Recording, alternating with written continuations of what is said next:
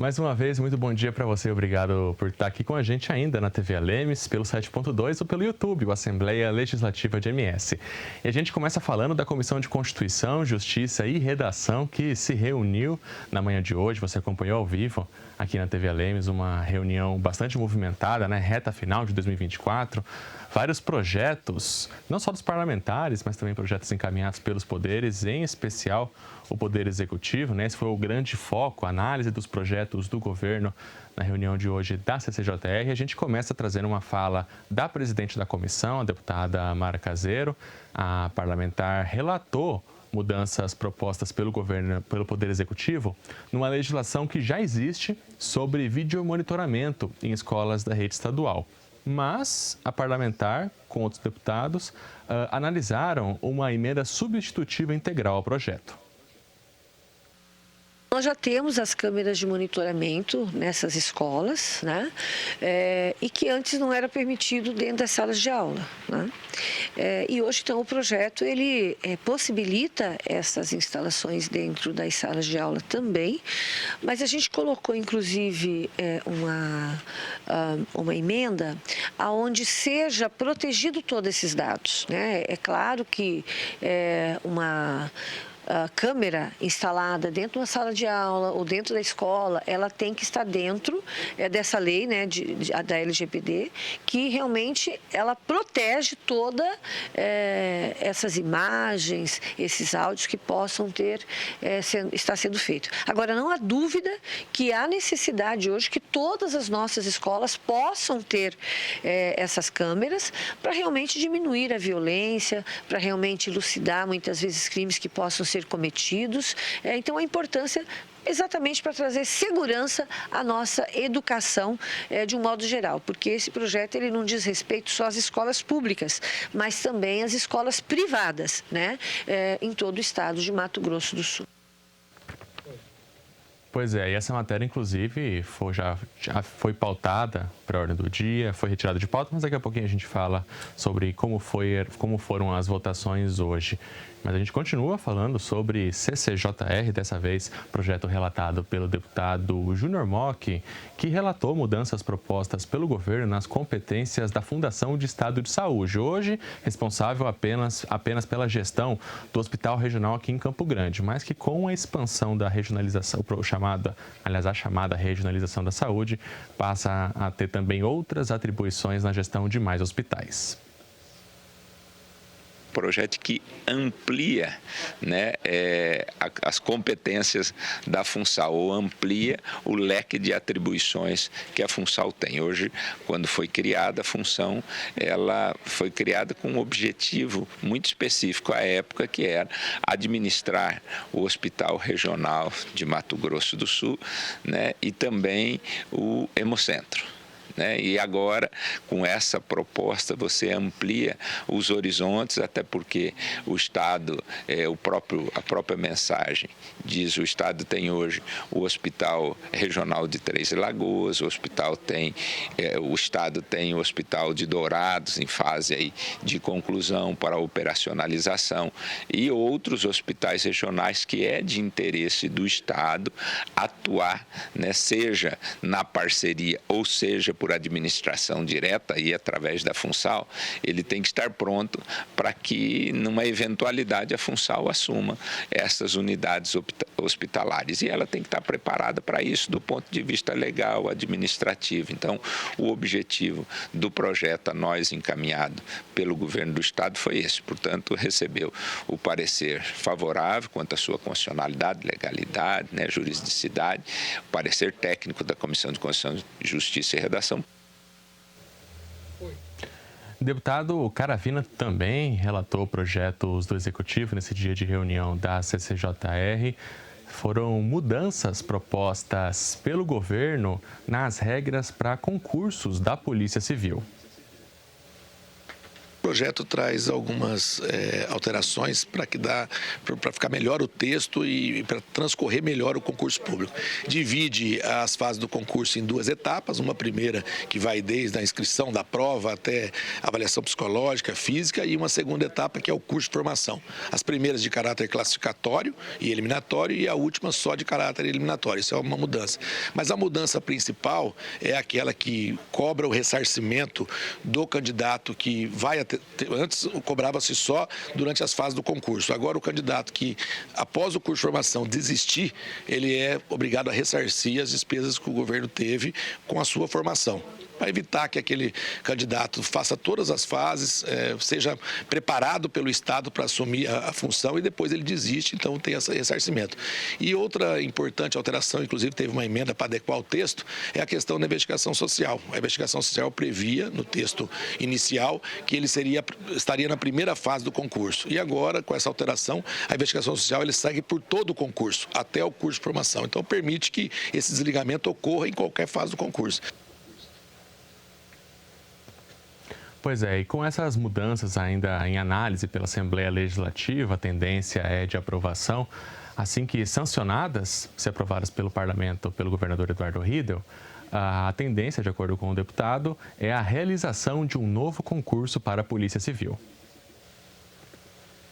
Nós estamos com uma dificuldade muito grande no policiamento, investigadores e escrivães, principalmente nos municípios do interior. Tem município que não está tendo condições mais de manter até a delegacia, muitas vezes aberta, porque você não tem policial para fazer esse acompanhamento. Então, o concurso é urgente, a Polícia Civil já pediu isso, o governador já sinalizou que esse concurso é necessário. Então, agora, com essa alteração, tanto que o projeto está com acordo de líderes para ser votado e concluído esse ano, para que o mais rápido possível, no início do ano que vem, possa ser startado esse concurso para preencher essas vagas, principalmente no interior. Pois é, essas foram algumas das matérias que passaram hoje pelo crivo da CCJR.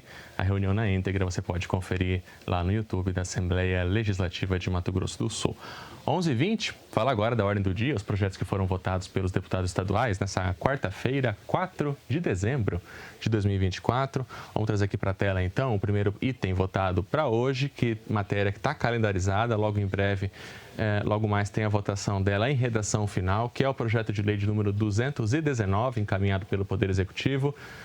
Nessa segunda discussão, então, aprovou a primeira revisão do plano plurianual. Esse plano plurianual, a gente sempre explica, ele norteia as ações e os investimentos do Poder Executivo no longo prazo. É um plano que tem validade de 4 anos, inclusive entre governos eleitos e não apenas durante a vigência de um determinado mandato. Para essa revisão, são 22 novas ações, 39 ações que foram ajustadas das já existentes e 16 ações que estavam valendo e passaram a ficar inativadas. Matéria aprovada em segunda discussão deve voltar em breve dentro da programação já do acordo de líderes para votação em redação final, antes de ser encaminhada para a sanção do governo. O segundo item está tramitando junto também, vamos para a próxima tela, que é o projeto de lei de número 220, também em segunda, que é o orçamento para 2025. Como eu falei, né, tramitou junto, tanto na Comissão de Constituição, Justiça e Redação, como também na Comissão de Finanças e Orçamento. Tanto na primeira votação, quanto na segunda. A CCJR já é um praxe, né, que os projetos passem por lá, mas o orçamento, o PPA, a LDO também, curiosamente não, o regimento prevê que elas tramitem na primeira discussão também pela Comissão de Finanças e Orçamento, justamente pela importância desse assunto. Vamos para a próxima tela? Então, para o ano que vem, são previstos 26,4 bilhões de reais em receitas e despesas pelo governo do estado, com 200 milhões reservados como reserva de contingência. A expectativa de investimento do Poder Executivo nas empresas públicas é de 282 milhões de reais.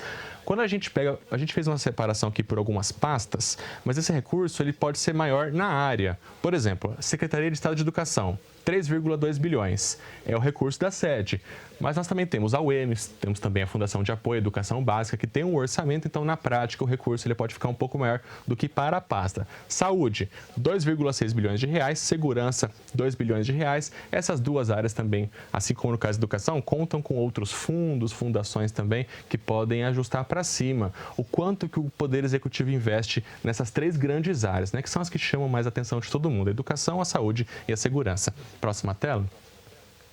Quando a gente olha os recursos por poder, né, de que maneira o orçamento vai repassar como 12º aos poderes sul-mato-grossenses, a gente tem como o maior montante o Tribunal de Justiça de Mato Grosso do Sul, com cerca de 1,3 bilhões de reais, o Ministério Público, 705 milhões de reais, Assembleia Legislativa, 520 milhões de reais. Inicialmente se previa 70 milhões de reais em emendas, mas esse valor foi reajustado, cada parlamentar vai ter cerca de 3 milhões e meio de reais em emendas parlamentares, Tribunal de Contas, 415 milhões e Defensoria Pública, 347 milhões. Isso então um resumo bem resumido do orçamento do Poder Executivo para o ano de 2025. Essa matéria também deve voltar para análise em redação final antes de seguir para a sanção do governo.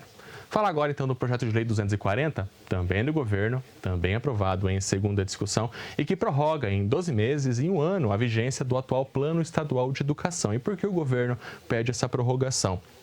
Porque está aguardando a definição do Plano Nacional de Educação, que também está em análise, também ia vencer agora em 2024 e que também, em nível nacional, foi prorrogado. Então, para poder definir o plano estadual, precisa das orientações, né, do grande norte do Plano Nacional, que ainda está em debate. Então, prorrogação do atual Plano Estadual de Educação em mais 1 ano.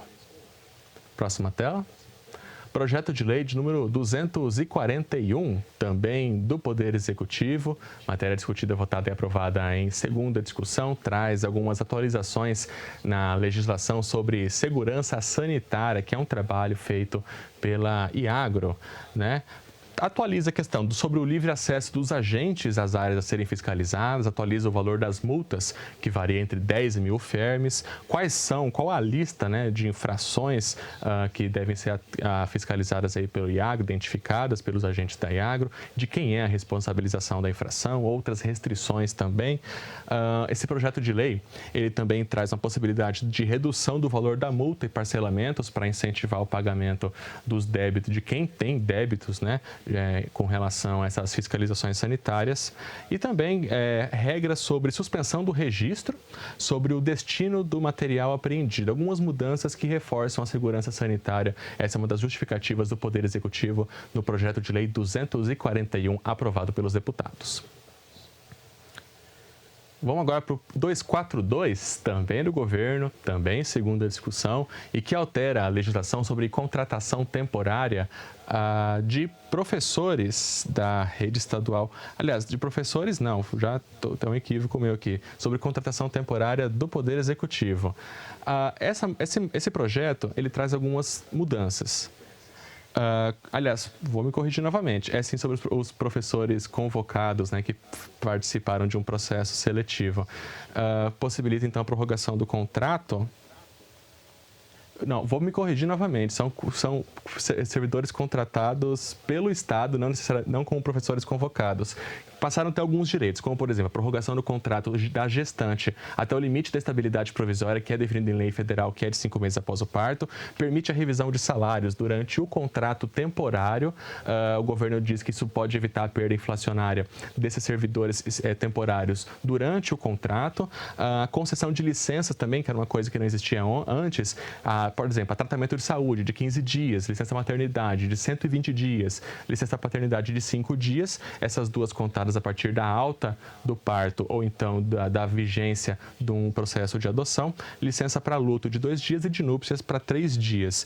E permite ainda que esses contratos sejam encerrados pelo Poder Executivo, caso não haja mais necessidade do serviço, e que não hajam encargos para o Poder Executivo na ocorrência dessa suspensão dos contratos antes daquele prazo inicialmente estabelecido, porque o governo entende que esse é um contrato precário, né? É um contrato temporário, então não há um vínculo com o Poder Executivo, então não haveria a necessidade de fazer esse pagamento dos encargos. Projeto de lei 242 aprovado também na sessão de hoje. Próximo item. Projeto de lei 243, também do governo, também segundo a discussão, que altera um artigo sobre consultorias em sociedades de economia mista. É uma alteração na legislação da estrutura do Poder Executivo, né? E que mudança na prática é essa, né? Que os auditores independentes que vão fazer esses trabalhos de fiscalização, de auditoria nas sociedades de economia mista, deverão se pautar nas regras da CVM, que é a Comissão de Valores Mobiliários, que é um ente nacional que também tem regras para essas situações. Então, os auditores independentes que atuarem nas empresas de sociedade de economia mista aqui em Mato Grosso do Sul devem se pautar nas regras da CVM. Próximo item. Projeto de lei de número 249, também do governo, em segunda, que reorganiza a carreira de gestão da tecnologia de informação. Acho que a gente tem a volta desse projeto. Desse projeto não, a volta não, porque são várias carreiras, né, que estão passando por atualizações, né, propostas do governo, do Poder Executivo. Dessa vez, então, a carreira de gestão de tecnologia da informação. Que mudança? Centraliza algumas funções dentro da carreira desses profissionais de tecnologia da informação, que agora ficam definitivamente, então, na estrutura da Secretaria de Estado de Governo. Então, essa reorganização das carreiras também, dessa carreira de gestão de tecnologia da informação, também aprovada pelos deputados. Próximo item. Projeto de lei 250, também do Poder Executivo em segunda, também tratando sobre carreiras, atualiza a legislação sobre a carreira de assistente jurídico na função advogado. Traz alguns ajustes nas atribuições dessa carreira, visando também que esse servidor possa prestar assessoramento jurídico supervisionado pela Procuradoria-Geral do Estado. Também traz uma reestruturação na carreira de assistente jurídico na função advogado. Projeto de lei 250, também aprovado. Próximo item, projeto de lei de número 238 do Tribunal de Contas. Essa matéria, ela trata dos ajustes nas atribuições do cargo de auditor de controle externo. Essa é uma função que está ligada ao Ministério Público de Contas, que está dentro da estrutura do Tribunal de Contas do Estado de Mato Grosso do Sul. Também traz uma atualização na tabela remuneratória. Próxima tela. Essa matéria, ela estava inicialmente prevista, a gente falou sobre ela agora há pouco na CCJR, encaminhada pelo Poder Executivo, né? Entraria em primeira discussão sobre a questão do vídeo monitoramento nas escolas aqui estaduais de Mato Grosso do Sul, mas o deputado Pedro Kemp, durante a ordem do dia, até depois de uma longa explicação, ao final pediu vistas para essa matéria, diz que é necessário, né, uma avaliação maior sobre esse tema, de que outras situações não sejam possíveis a partir do vídeo monitoramento. Ele citou a questão ideológica nas escolas, que isso não pode ser uma ferramenta para pressionar os professores. Inclusive, a deputada Gleice Jane, nas explicações pessoais da sessão de hoje, também falou sobre esse e outros assuntos que daqui a pouquinho a gente vai trazer aqui no Redação Final. Bom, então é isso. Temos mais algum outro projeto, né? Várias matérias na sessão de hoje. Então, os deputados votaram essas matérias que eu mencionei, também os dois requerimentos, aliás, um requerimento, um deles foi retirado a pedido do autor, deputado Zeca, do PT, 21 indicações e 23 moções de congratulação. Uma sessão bastante movimentada, muitos projetos dos poderes nessa reta final de 2024 aqui na Assembleia Legislativa de Mato Grosso do Sul. 11h31, falar agora de uma indicação apresentada pelo deputado Pedro Kemp na sessão de hoje. Várias empresas têm anunciado a construção de moradias no entorno do Parque dos Poderes. O assunto chamou a atenção do deputado Pedro Kemp, que pediu estudos ao Ministério Público Estadual sobre um eventual desrespeito à legislação ambiental. Recentemente, projetos de grandes empreendimentos estão sendo anunciados na região do Parque dos Poderes. Há previsão para a construção de um edifício de 23 andares, com 192 unidades habitacionais e mais de 360 vagas de garagem, e outro de 25 andares e 200 unidades habitacionais. A situação vem preocupando a população, uma vez que essas edificações estão previstas para serem construídas no entorno da unidade de conservação do Parque Estadual do Prosa, e algumas delas dentro da zona de amortecimento do parque. O plano de manejo do Parque do Prosa estabelece que na área de amortecimento, os padrões de ocupação devem ser compatíveis com a formação de corredores ecológicos, protegendo os animais presentes da unidade de conservação. Também estabelece que os índices de permeabilidade do solo devem garantir a infiltração das águas pluviais na área da bacia hidrográfica do córrego Prosa. Entretanto, os afluentes do córrego já vêm sofrendo com assoreamento devido à impermeabilização do entorno, o que poderá piorar com a construção desses empreendimentos de grande porte. Atendendo exclusivamente aos interesses imobiliários, o Plano Diretor Municipal de 2018 apresentou diversas flexibilizações.